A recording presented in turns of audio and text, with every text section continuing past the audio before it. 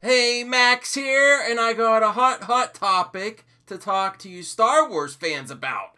And it comes up because, hello, Greedo, this recent video about Star Wars and politics. There's been so much going on. I was away for the weekend. I'm way backed up on my topics. The Solo premiere, lots of Star Wars videos about the backlash, pro Last Jedi videos popped up. So this is going to examine Star Wars and politics. And he's not all the way wrong.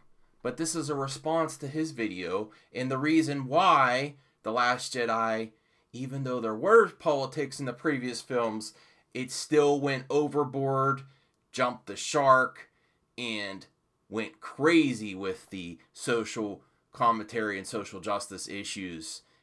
So that's what we're going to talk about in this one. So I want to give the disclaimer. Warning!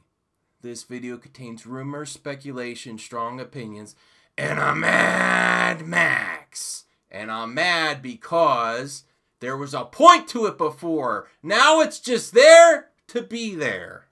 That's what this video is going to be about. Hello, Greedo in Campia. This is also going to comment about the recent Campia video I was watching. Will Star Wars Episode 9 be balanced with social commentary like the first 6? Or will it be forced in like The Last Jedi? Star Wars Episode 9, The Last Jedi, and The Force Awakens. And how The Last Jedi is different from the previous films about social commentaries and the past movies. But first I want to go on to the Campia comment about Solo. You don't have to hit 1 billion to be success for a Star Wars movie is the stupidest thing I've heard about Star Wars this week. They killed off Han in The Force Awakens, and it's a character's return to the silver screen. They want to make a trilogy, and it's okay just to be a good time? No, it's not. And under 1 billion is an absolute failure. If they did the character justice with his send-off, and we got an amazing actor to bring it back, it should be a celebration of the character. Not let the other characters take you on a ride. He will grow on you. That's not how it should be. Just like the Transformers films made a lot of money and there was a slow decline. If there's one thing Infinity War teaches you, it's that there is a market for movies. Movies do not have to be on the decline. If you make a quality film, if you include the fans, if it's a collaboration, if it's a celebration of everything, and don't attack fans, you can make more and more money. And I'm not against Disney make money, but they need to earn it. And they're not earning it. And you know what? There's also James Bond. This is a comparison with Solo. If there was a new James Bond movie, and they got a new actor after Daniel Craig, and everyone else in the movie did a good job, as well as the director, and this is comparing to like Ron Howard. He did good with what he had. But James delivered the line, shaken not stirred, in a deadpan way with no confidence. Fans would be outraged. And that's how we should treat Han.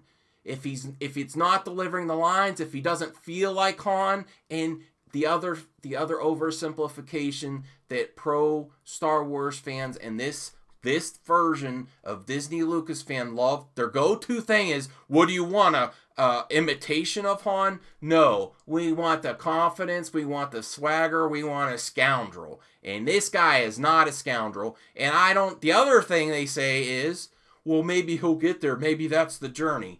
No, you don't feel it in the trailer. That's supposed to be the best of the character they portray in the trailer. What are they hiding? His best scenes in the movie? I don't think so. Now, getting back to Hello, Greedo. The first way to solve a problem is to admit there's a problem. And my biggest issues with pro Last Jedi fans and channels is they refuse to admit the SJW issues. Like Hello, Greedo, and saying this is not new. Well, what is new is it's forced into the story just for the sake of having it. There was a point to the prequels and the OG trilogy, the social commentary. The most agenda-ridden Star Wars movie ever. All the usual you heard me comment on before, but maybe there's even, politics and religion, there's something I don't like to get into much on my channel. But is there even an anti-religion agenda in The Last Jedi? The reason they killed Luke, Space Jesus, and the Skywalker lineage. Now, in this comparison, Anakin would be more like Jesus, but I'm just saying killing off the Skywalkers, killing off the family line that'll bring balance to the Force. Kill the past.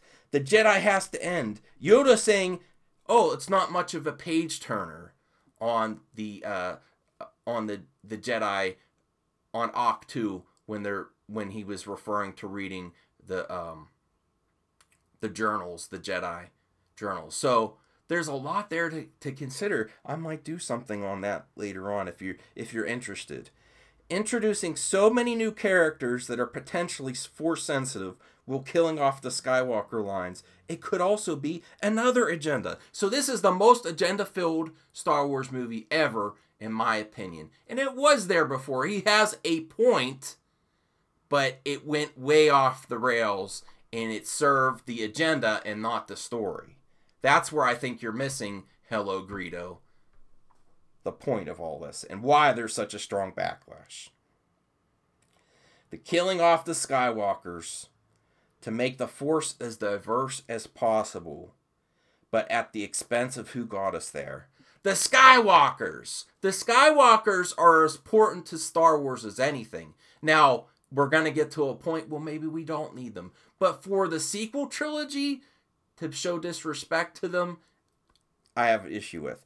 It's diminishing the arc of the One, and the One who will bring balance to the Force. Diminishing the Jedi religion could even be a Disney agenda to remove as much religious aspects of Star Wars as possible for the future. They may be going that route. That may be a hidden agenda that's not even talked about. Let me know if you feel that that's another possible agenda. And you know what? I'm not against having an agenda. But the most important agenda better be Star Wars. And the agenda also has to be for the fans. And Kathleen Kennedy and Rian Johnson, through their actions, have shown they do not have one. They have the ones for themselves. But at the very least, the agenda for everyone else is on the back burner. Star Wars and politics. Now here's some of what Hello Greedo said in his video. War, profiteering, greed, tyranny, torture, freedom, rights, confederacy, corruption, etc. have been addressed so many times throughout the franchise. Why be mad at it now? Just now noticing? Hello, Greedo! Hello, because it was forced in this one. It wasn't natural. There was a lot of this in the prequels, I admit. But it served the purpose of how the Empire rose, how Palpatine gained power. It served purpose. Great science fiction has political commentary, but this Star Wars is so out of balance with politics just to have it, and it doesn't serve the story. It serves the agenda ahead of the story. And you know what? I've said here before, day one, was very upset with The Last Jedi. Okay? But I don't have that much issues with The Force Awakens personally. I know a lot of viewers out there have that too. That's fine. I've definitely have issues with it, but I can enjoy that movie and it's fun. It's not the best Star Wars movie to me, and I overlooked the issues because I thought it was going somewhere. But we know now it went nowhere. Not having an agenda, the most important agenda better be for Star Wars. Okay, and let me get back to this. I lost my place a little bit. Sorry, I got so mad. She has an agenda for SJW issues, but none for the story or even canon. And Rian only has it for himself, doing what he thinks is best while ignoring others.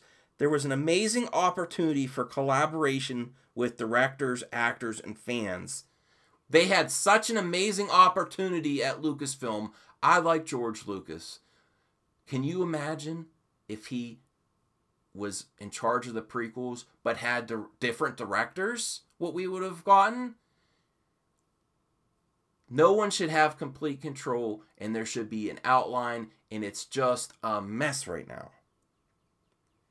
And I'm mad because it's in there just to be there. It doesn't help the story at all. Anakin being a child slave was important to the story, his origins. The Senate and Palpatine was very important to the story and showed how the Sith took over the Empire. What did Canto Bight have to do with the First Order chasing down the Resistance? It slowed down the movie, it's a chore to watch, and it sidelined the OG characters for undeveloped, waste of space characters like Rose and Holdo. It also sidelined Finn and Poe Dameron. Even Jar Jar served a more important purpose than Rose Tico with getting the Gungans into the fight. That's right, Jar Jar was important, Rose and Holdo are not. When you force someone in there just to have the last moment, just to have the character and just to have the scene, it takes away from the impact. Maybe if Holdo was introduced in Force Awakens, it would be more impactful. And maybe people would hate her less if she didn't stand out like a purple sore thumb, saying, "Look at me." And if everything she did couldn't have been done by a different and more loved character. The characters that we've been following for years deserve that scene. That would have made it more impactful. Personally, I hated her because Leia and Carrie Fisher deserved all of Holdo's scenes. Carrie earned those scenes, or should have had those scenes. We didn't get Leia or Akbar. So that's why I dislike her the most. Beside her, she just doesn't do anything for me as a character. She's not that interesting. So, The Last Jedi to me is the most agenda-filled Star Wars movie ever. Full of social justice issues, merchandising agenda, and I kind of think even an anti-religion and Messiah agenda. The one that'll bring balance, the Jedi Messiah. There's lots of stories in fiction that have gone to this, and I think they're getting away from it. And I think that's one more agenda to add to the Last Jedi pile of agendas. If you want another hot topic just about that, let me know. I did prepare a few other images. That's Kathleen Kennedy at the Solo premiere. In Star Wars and Politics. This is the image from his original video. And maybe they might try to bring it around a Canto Bight relevant to Episode 9. I don't see it. Even if they somehow make it relevant to 9, it wasn't relevant in 8. It was just there to be there. It was a pointless side mission. I mean, it takes you out of the film. Every time if you get to it, you want to skip past it. Waste of great time we should have had with Luke dealing with Han, with Leia. I would want to see more with Leia and Poe going toe-to-toe and more scenes there. I wanted to see more scenes with Leia dealing with Kylo. You know, and we just get it. She's sidelined for most of the movie. So maybe they'll try to bring it back. What do you think? Do you think they're suddenly going to make Canto Bight relevant to 9? I don't think so.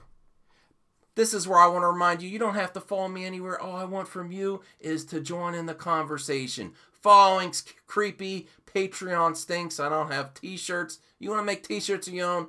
Go make t-shirts. And I'm not about the movie talk cam girls.